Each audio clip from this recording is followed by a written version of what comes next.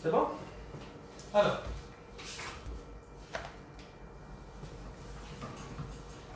jusqu'à présent,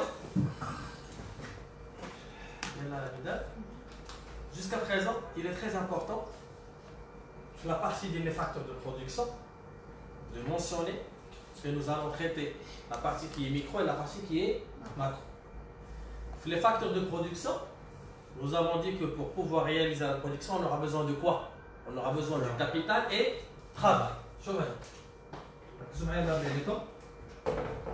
Capital plus travail. Bien? Capital plus travail. Donc, dans la partie du travail, il y a une ouverture. Sur quoi? Sur le type de travail. Le type de travail. La mesure de le travail. La mesure, il y a juste la quantité des heures travaillées ou le nombre de travailleurs. Le nombre de travailleurs.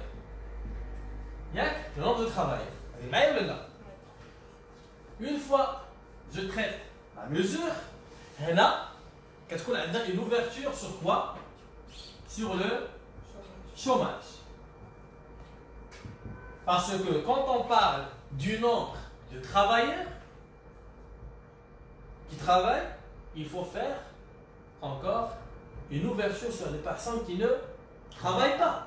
Et ils sont encore traités au sein de la conjoncture économique parce que le chômage, mis à part que c'est un chapitre, les réchauffements mais il fait partie des agrégats de la comptabilité nationale qui pousse à réfléchir et qui pousse à tout simplement trouver des solutions très importantes. Et c'est un phénomène, un impact qui est social. Donc, le chapitre vient le chômage. Alors, bien sûr, il faut commencer par une définition. C'est quoi le chômage? Est-ce qu'il y a une différence entre la définition des chômages et chômeurs? Chômage, c'est un phénomène. C'est une situation de déséquilibre. Le marché du travail, le chômage, c'est quoi? C'est une situation de déséquilibre entre qui? Entre l'offre de travail et la demande de travail. Je connais l'offre de travail, je connais la demande de travail. Il faut faire attention. Il faut faire attention. Parce qu'il y a une différence entre offre de travail et offre d'emploi. Demande de travail et demande d'emploi. Regardez. Regardez ici.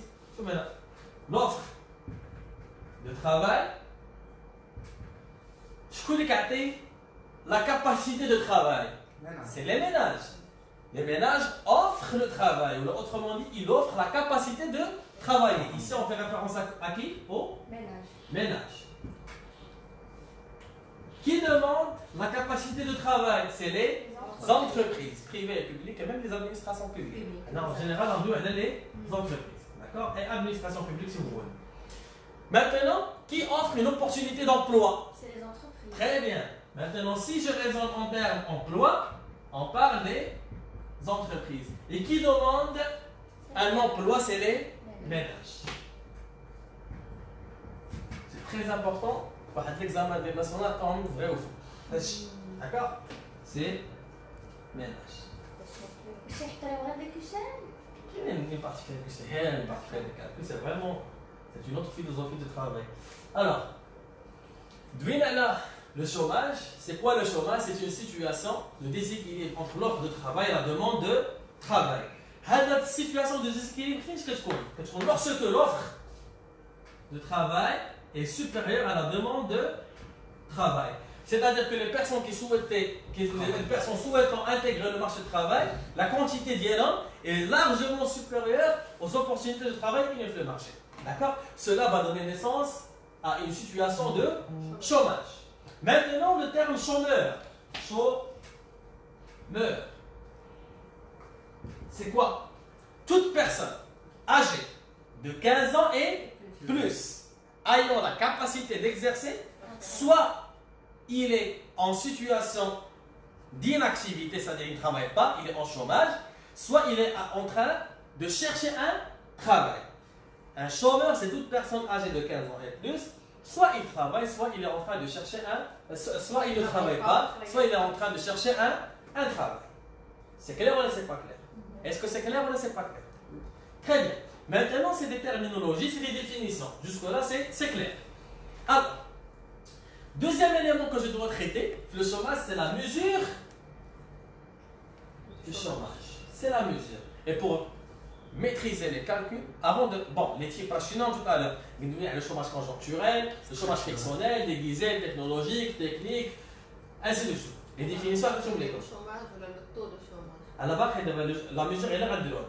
Est-ce que c'est clair jusqu'à présent pour la terminologie? Maintenant, nous allons voir les différents calculs. Un calcul, oui.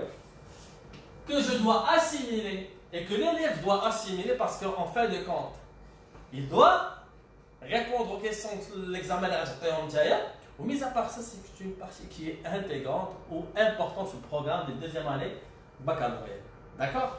Alors, j'efface? Oui.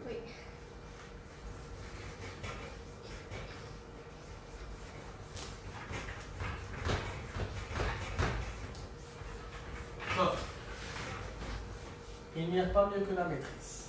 Croyez-moi. Il n'y a pas mieux que la maîtrise. الحاجه ما نقربش ليها الا ملي كنميتريزي ولا بغيت ندير فيها واعر وانا ما حافظتش ولا ما فاهمش او ما يكون عندي ان سيبور قدام عينيا باش ما نقولش نابورت. سي كلير ولا سي با كلير؟ تري بيان. نمشيو لا ميوزيك وهذا لو شيمون باش يبقى معاكم الى الابد. نعطيكم دابا. داكور؟ Regardez ici. Alors ça c'est la population marocaine.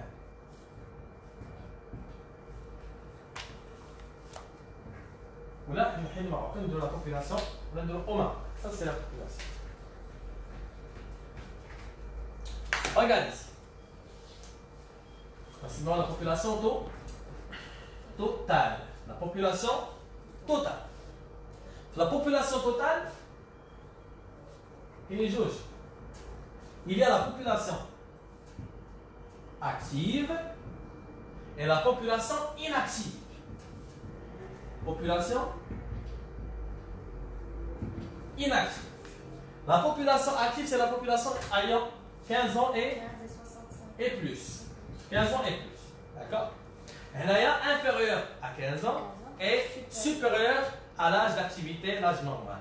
Qu'est-ce que fait la population inactive? Qu'est-ce que les soldats. Parce qu'ils ne participent pas à l'activité, à la création de la richesse nationale. Qu'est-ce que les femmes au foyer? Les enfants. Qu'est-ce que les mineurs? Ainsi de suite. D'accord? Il y a toute une catégorie de programmes qui sont considérés comme inactifs. Ce qui nous importe maintenant, c'est quoi? C'est la population ayant 15 ans et plus. C'est la population qui est active. La population active, c'est le juge. Population active occupée. Et la population active en chômage.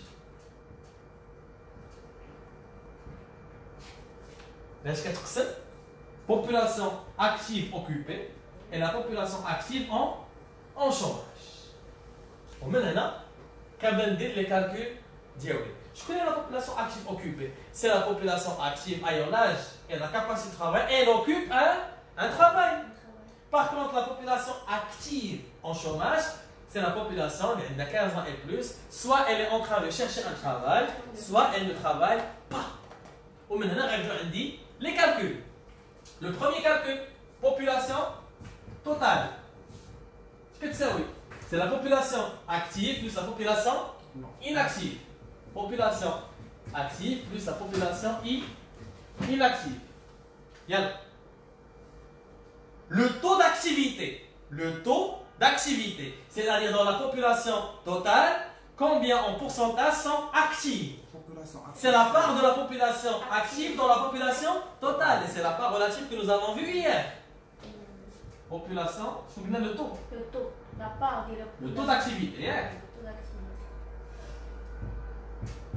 Maintenant, que donne les notions de l'élection. اي chiffre نخرجوه خص la lecture ديالو. Au Maroc, 20% de la population totale est active. Alors, là c'est la population active sur la population totale fois 100.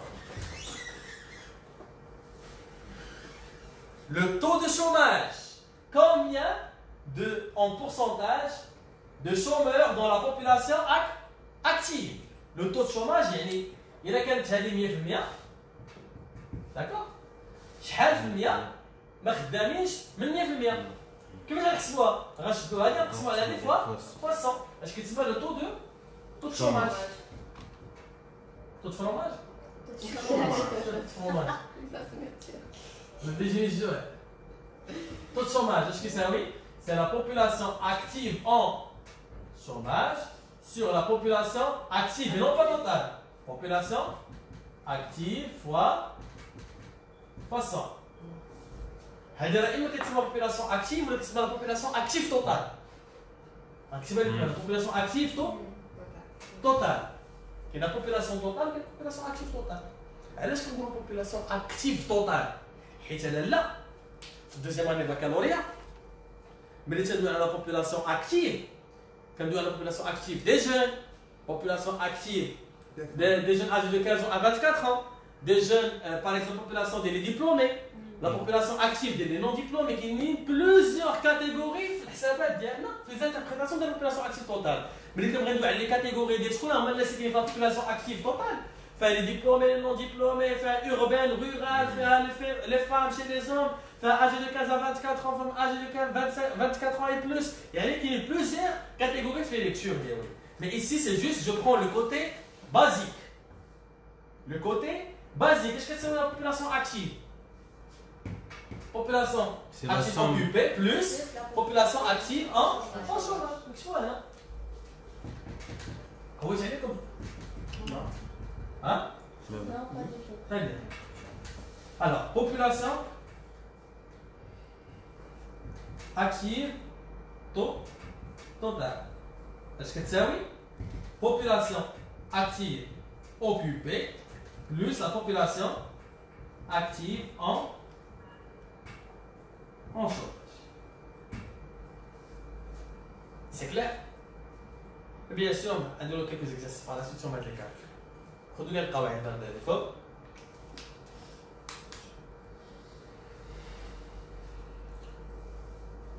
عاد نمشيو les causes et les conséquences et le chômage. نمشيو tout simplement des solutions pour lutter contre le chômage. شنو باقي لنا مشينا دابا؟ cause et les conséquences plus les solutions pour y faire face.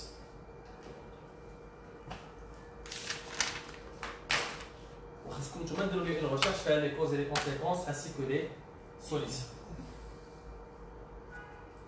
C'est clair?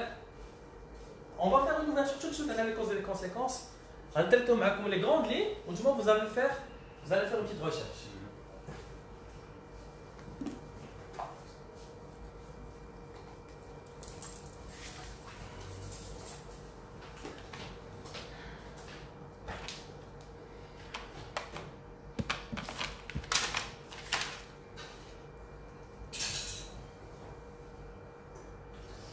On avance? Oui. Bien. C'est intéressant. C'est un schéma magique. Le taux d'activité au Maroc, c'est compte de. C'est compte de, oui. Actuellement, le taux de chômage, c'est toujours entre 10,3 et 9,8. C'est toujours assez. 10,2. C'est bon? On continue? Tout à l'heure, on a ça la lecture. Je n'ai pas donné le chiffre exact des 20%, c'était juste pour positionner la lecture bien. Alors je continue. Une question, les élèves, c'est une question logique. Mais les gens ont un taux de chômage de 10,3%, ou de 9,8%. Je شنو لا لوجيك عند لي زيليف بان المغرب كامل يلا واحد 9% mais la اول حاجه la première erreur c'est qu'il raisonne en termes de population totale non pas en termes de la population active وحاجه اخرى كتعرفوا انكم ملي كيكونوا كيديروا الاحصائيات السيبل ملي كتكون دايره هذيك كيجي انت واش كتحرك مره في الشهر واش عندك شي واحد قال وانا كنمشي مع الولد كنعاونو ما كيعتبروكش الشومير C'est juste parce que là, c'est bien regardez, là, parce que quand même, c'est des chiffres. Il y a une lecture qui est internationale, la Banque mondiale, la lecture dialogue, ça permet d'attirer les idées. Il y a beaucoup de choses qui entrent en considération. Là, la première des choses, l'élève suit la distinction avec la population totale et la population active. Est-ce que c'est clair ou là c'est pas clair? Très bien, les causes du chômage et les conséquences. Je vous écoute. Alors, les causes, pourquoi le chômage existe? Tout d'abord, alors parmi la définition de le chômage, c'est parce que nous avons une offre de travail qui est supérieure à la demande de travail. Autre chose, inadéquation. Très bien, un problème purement qualitatif. La notion de la qualité tout à l'heure, c'est parce que les compétences qui existent sur le marché ne sont pas adaptées aux besoins du marché. Attendez d'autres causes. Baisse de la demande. Très bien, quand on parle d'un problème qui est conjoncturel en termes de consommation nationale, parce que le chômage, le programme de baccalauréat, maintenant, les concepts théoriques de chômage. Est-ce que nous avons 15 le chômage, parce que les classiques, le chômage. 15 qui veut dire que si nous avons un chômage, tout d'abord c'est un chômage qui est involontaire, c'est-à-dire que ça ne dépend pas des gens, ça dépend de la conjoncture économique. Et c'est lié directement à quoi? Et est lié à la demande effective.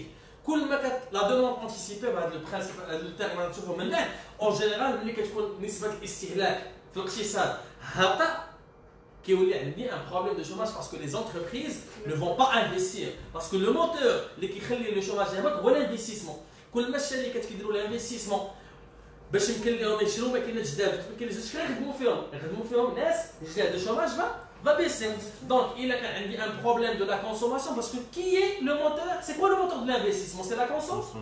Il faut que la consommation augmente, ça va pousser l'investissement vers le haut et une fois que nous avons une augmentation de l'investissement, il va y avoir une réduction des taux de chômage. Très bien, nous avons un problème au niveau de la consommation. Une baisse de la consommation au niveau national va conduire à l'augmentation du taux de chômage. Zid, d'autres causes?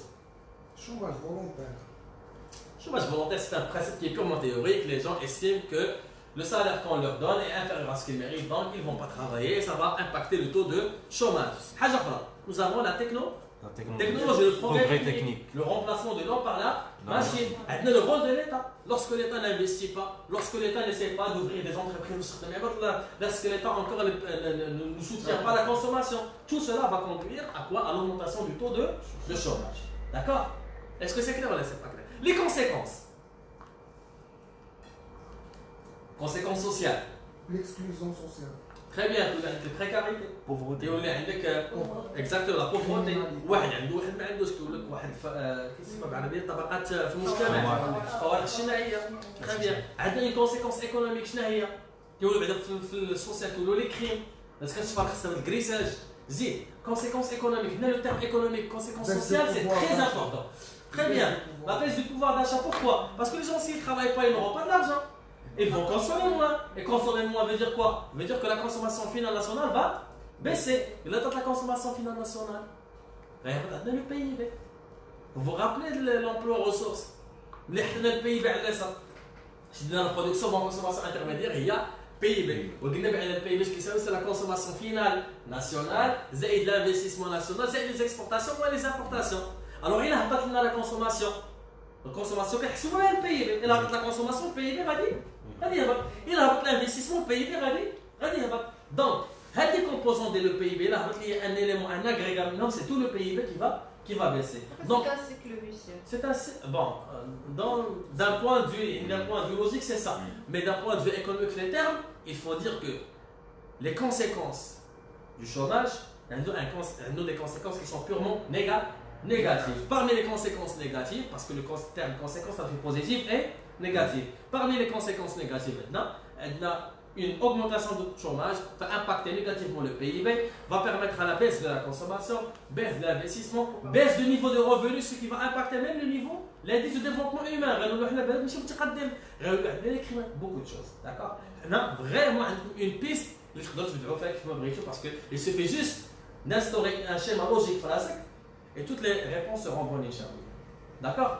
La chose la plus importante, c'est comment lutter contre le chômage. C'est tout un chapitre dans le programme de baccalauréat. C'est la politique économique, la politique monétaire et la politique budgétaire. L'État va essayer d'instaurer un mécanisme de financement à travers la Banque du Maghreb. Elle va baisser le taux le directeur, ce qui va baisser le taux d'intérêt. Et comme ça, les gens vont contracter les crédits, ce qui va permettre d'augmenter la consommation. Par la suite, l'investissement, il va y avoir une baisse de taux de chômage. La politique budgétaire, l'État va distribuer des subventions. L'État va essayer d'instaurer un mécanisme qui met l'effet multiplicateur en augmentant la dépense. C'est tout un chapitre de deuxième année baccalauréat. Par contre, il y a tout simplement deux éléments logiques. Le côté de la compétence, le métaux. La compétence de comme ça, elle va être recrutée facilement. Nous encore le rôle de l'État. L'État doit investir à assister l'économie, soutenir l'économie pour permettre aux entreprises à investir et aux ménages à consommer. Ou la solution logique, comme étant l'essentiel. Il y a le rôle de l'État, il y a le côté de l'entreprise et il y a le côté de ménage. C'est développer des compétences. L'entreprise doit augmenter ses investissements, les ménages doivent investir sur la formation dialogue et l'État doit soutenir l'économie à travers la consommation et l'investissement. D'accord? Et comme ça, ce qu'on sait ici, vraiment la partie des chômages. C'est clair? Vous avez des questions? Passe à autre chose? Facteur. L'ouverture de c'est les frictionnels. Automatiquement, c'est la mesure du chômage. Le schéma, les calculs et des exercices à temps manuel. Des exercices. Quelques exercices, d'accord, ensemble. On avance? Est-ce qu'on avance? Oui. Très bien. Le facteur capital, on a vraiment la partie la plus importante. On a fait des définitions. C'est pas vraiment nécessaire, même bien. Le capital, c'est quoi? Bon, il y a le capital fixe, capital circulaire. On a une ouverture, on a le capital selon Karl Marx. On a les quatre termes qui sont très importants: capital constant, variable, fixe et circulant. On a les définitions. Un capital constant, c'est un capital qui est comment? C'est ça, alors c'est ça la logique. Exactement, ce qui est variable, c'est. Regardez ici, regardez. Le terme circulant qui est variable, le terme constant qui est fixe. Alors ce qui est fixe, c'est tout simplement, nous avons expliqué tout à l'heure, ce qui est circulant, exactement, ce qui est circulant, ça va avec tout ce qui est achat de matières premières, ça entre dans le processus. Exactement, c'est l'exploitation. Le capital variable, il varie en fonction de la production. Par exemple, les moyens de production, le capital investi, le variable, il y a plus d'achat de matières premières. Donc, il y a parfois des charges qui sont engagées, même si, regardez ici, regardez. Mais il y a un coût, par exemple, un coût fixe et un coût variable. Le coût fixe et le coût variable, c'est deux éléments qui sont très importants. On a évoqué l'organisation des entreprises. L'entreprise, elle a des coûts. Par exemple, elle a le loyer. Le loyer, peu importe la quantité, tu vas payer le même loyer. Par contre, l'énergie, plus tu consommes l'énergie, plus que tu vas payer un coût qui est élevé. Alors, la notion variable, fixe, coût total, c'est très important. C'est quoi le coût total? C'est tout simplement le coût variable plus le coût fixe. Le coût fixe, c'est quoi? C'est un coût qui est engagé et qui ne s'influence pas à travers la quantité produite. C'est un coût qui va rester stable tout au long du processus de production. Par contre, nous avons des frais variables, des coûts variables, c'est des coûts qui varient en fonction de la quantité produite. D'accord? C'est clair. Un coût la comptabilité aussi bien. Donc le coût fixe qui permet à l'entreprise de réaliser les économies d'échelle. Voilà. Il faut dans l'économie d'échelle parce que l'économie d'échelle, c'est une notion qui est très importante. L'économie d'échelle, c'est tout simplement quand l'entreprise va augmenter la quantité de la production, les coûts vont être amortis sur la quantité et comme ça, le prix va être baissé ou le coût va être baissé par rapport au coût de revient. Comme un exemple. L'économie d'échelle. L'économie d'échelle, supposons par exemple un produit, supposons un produit qui est 50 dirhams, un produit qui est 50 dirhams, d'accord? بغيت تشدي لا بوبليسيتي باغ اكزومبل ولا بوبليسيتي غتقام عليه ب 400 درهم الا بعت برودوي واحد خصني نبيعو بشحال سوبوزون كو لو كاع ايكال زيرو سنبيعو ب 250 درهم علاش لان 50 درهم شحال تقام عليا وزائد 200 درهم ديال لا بوبليسيتي هي شحال 250 دينار الا درت دو برودوي شحال نقدر نبيعو 250 ولا بقل الا نقدر نبيعو ب 150 درهم اوليو ما نبيعو ب 250 نبيعو ب 250 نبيعو ب 150 علاش باسكو لي فري دو لا بوبليسيتي قسمتهم على دو برودوي الا درت 4000 برودوي شحال نبيع البرودوي غنبيعو ب 100 درهم علاش باسكو 50 درهم شحال تقام عليا 50 درهم ديال لا بوبليسيتي 4 لي برودوي هي 200 ديال الوغ جي امورتي لي فري ديال لا بوبليسيتي لو سيكيام برودوي شحال يتقام عليا ب 50 ديال كيبقى كل ما طلعت لا كونتيتي برودويت كل ما لو كو كيبقى غادي كيهبط ملي كنامورتي لي شارج ديالي كامل سو كي دون ليو ا اون ايكونومي ديشير ليكونومي ديشير كتمشي لا استراتيجي دو دوميناسيون بار لي كو كل ما كدوميني لي كو كل ما البرودوي ديالك كيتقام عليك رخيص سي كوم سا tu auras un avantage concurrentiel d'accord c'est des termes qu'il faut organisation des entreprises هنا غنمشيو le comportement du producteur غنمشيو l'interprétation qui est microéconomique c'est le choix optimal qu'un producteur doit effectuer afin d'instaurer le principe de la rationalité économique. C'est quoi la rationalité économique pour l'entreprise? C'est combien utiliser le capital et combien utiliser le travail afin de réaliser le maximum de bénéfices. D'accord? Alors, 3 minutes jusqu'à 4 minutes, le temps de faire un petit vide et on continue. Bien.